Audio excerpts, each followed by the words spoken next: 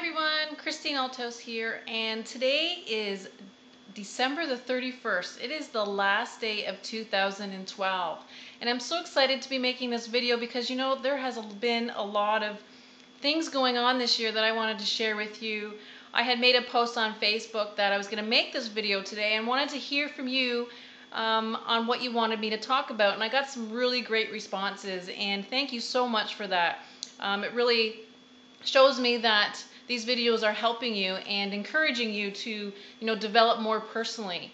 So what I'm going to do is I'm going to start off this video with sharing my year in review with you, and then going to talk about how we can start off 2013 and make it the best year ever, because it's a new year, new changes. It's so exciting to be starting a new year, and with that comes new change. So first I'm going to start off with my year in review, and starting off 2012 was a little bit stressful for me.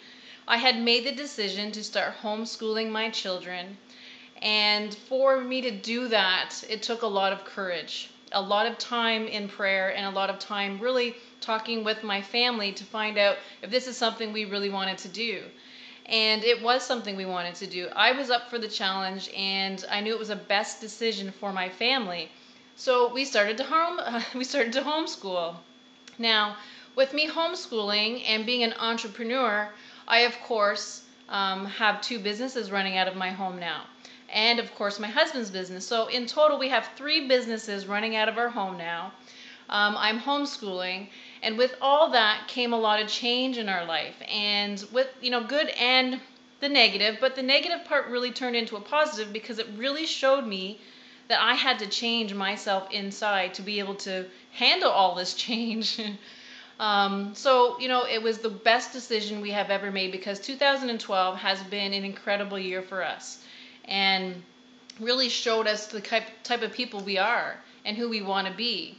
And by homeschooling our children, we're able to instill those great values into them each and every day, because what we do duplicates, whether it's in our family or the people we work with. You have to remember that. What you do duplicates. The person you are is going to duplicate into your children. So it's been very exciting this 2012 to be able to put more of that into my children. And I just seeing the fruits of my labor right now already in 1 year has been remarkable.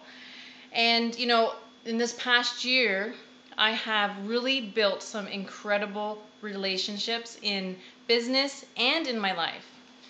And I have to say 2012 has given me the best friendships.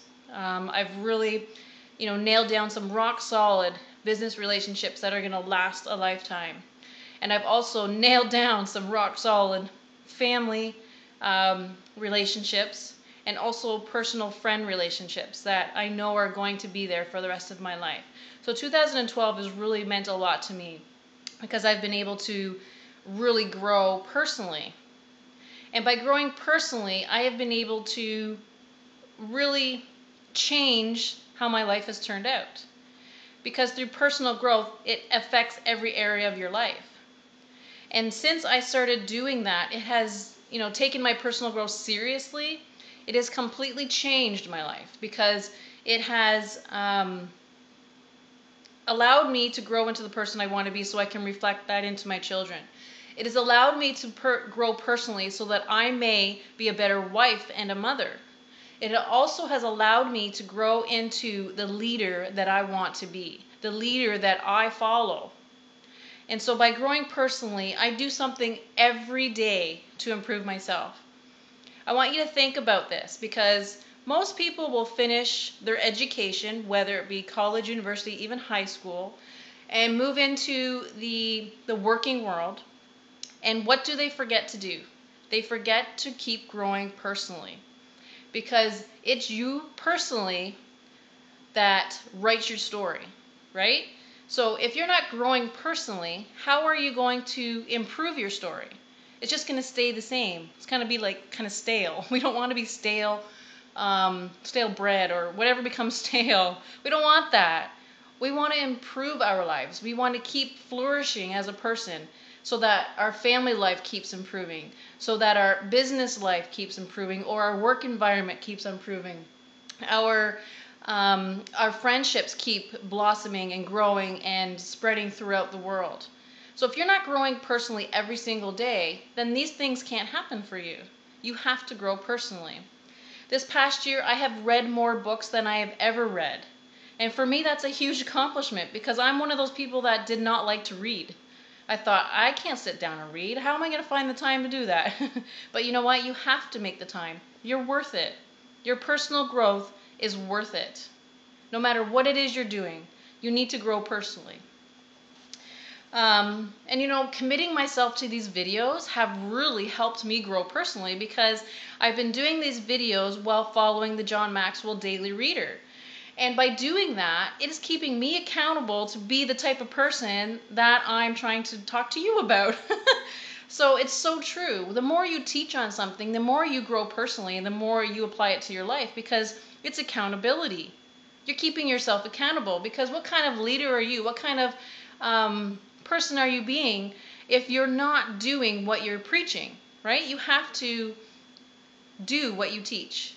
And by doing that, you're growing personally. And I have to tell you, 2012 has been huge for me in that area. Huge. I can't even explain the words because it has really changed my life completely. And by, you know, finding that peace in myself, growing myself personally, it started to affect family life. And like I had mentioned in a video previously, is when you can nail down your household family life, the rest of your challenges become easier because family life is the hardest to nail down. And I mean being able to be the best wife or husband that you can be, to be the best mother or father that you can be. And by doing that and by recognizing your faults and working on them in your home, it's just going to flourish outside of your home. And that's what I've been working on a lot this year because family life means everything to me. Okay? Now, all of this has been my 2012, and a lot of it has to do with my personal growth. Now, what does 2013 bring? Well, 2013 really is about goal setting. Okay, we want to set goals that we can achieve. So we want small goals and we want large goals. Now, I highly recommend you sitting down with your family and letting them know what your goals are. Because if you're in a family that has kids, that's my situation. So this is what I'm doing. I have children and I'm married. So what I'm going to do is I'm going to sit down with my family and let them know what my goals are for 2013. And then I'm going to ask them what their goals are. What would they like to see in 2013? Is there anywhere you'd like to go? Is there anything that you would like to do? Is there anything that you would like to save your money for? And when we do that, it shows our children and it shows, my husband what my goals are and what their goals are. And by working together, we can achieve them. So when times get busy, then the children know why. They see the goals that we have set as a family. So that also keeps myself accountable because now I've let my children know what it is I want to accomplish in 2013. So for me to be a great example, I have to achieve those goals. I have to work towards those goals. So what does that do for my children? It insets goal setting and action. Okay? And that's what we need to do. So you want to set those goals with your family as well. And then you also have to set those goals for yourself. You need to know where to start and where you want to be. Now, I've narrowed down 3 keys on how to get those goals set and accomplished. And the first one is finding a mentor.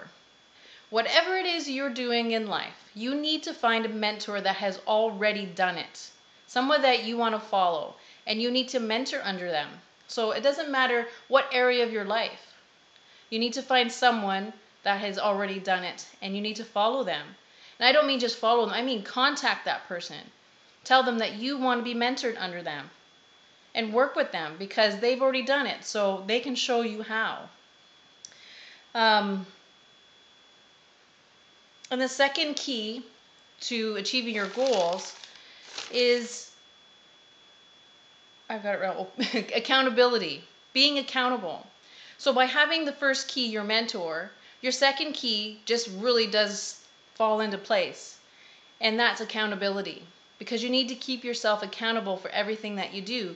That way you know you're going to do it. There's going to be someone there, right beside you saying, this is what you set in goals. Let's keep going. Let's keep going. Don't let that failure set you back. You know what? You can keep going.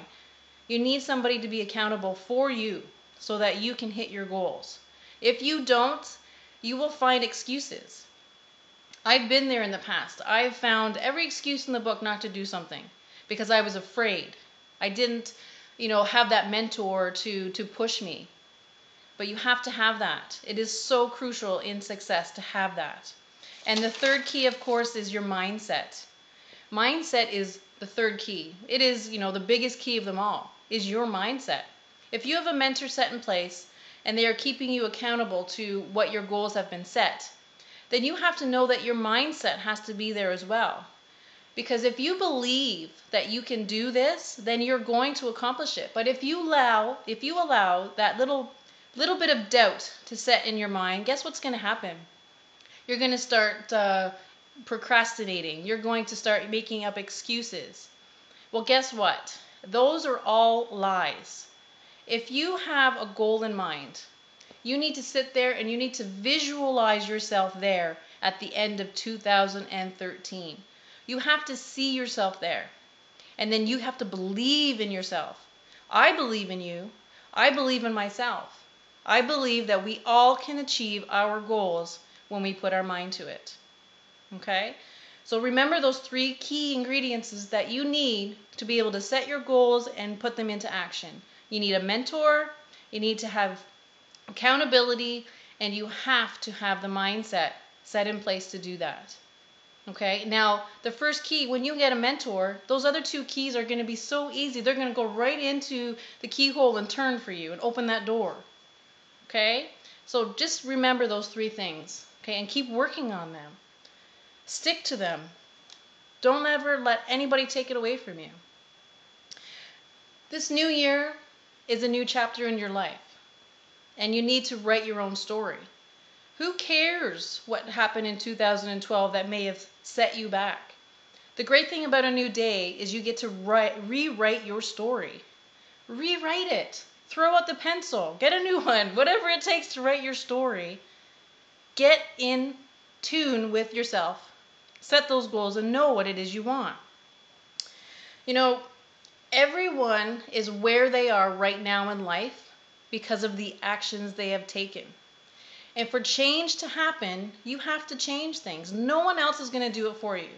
It's your story. No one can write it for you. So you need to take action. And you need to take action now. Because 2013 is going to come and go as fast as the last year did. And nobody's going to do it for you. If you have a passion, you have to go for it. Every single one of us has a desire to do greatness. Unfortunately, we've allowed negativity to set in and take that away from us. We all have a talent. Find that talent and have passion in it, because that's what you're going to succeed in. Now, I also read, of course, my Maxwell Daily Reader today, and it talked about leaving a legacy. Now, everything I've talked about here today really is about leaving a legacy. It's kind of funny, I wrote my notes before I read today's Daily Reader. And he mentioned that regardless to whether it's a positive or a negative, that's the kind of legacy you're going to leave.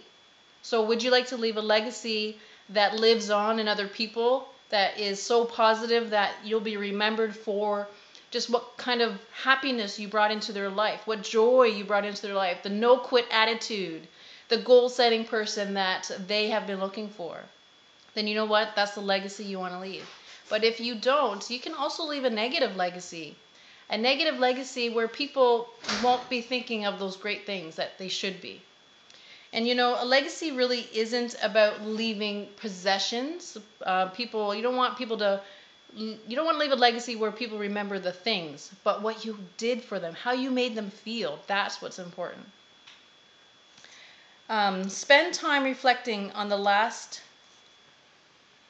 spend time reflecting. I'm going to read this actually the way he says it here. It says, spend time reflecting on the lasting investments you would like to make and creating a plan to achieve them. So let's do that together. Okay, let's achieve our goals for 2013 by sticking to them, finding a mentor, being accountable for them, and having the right mindset to do that.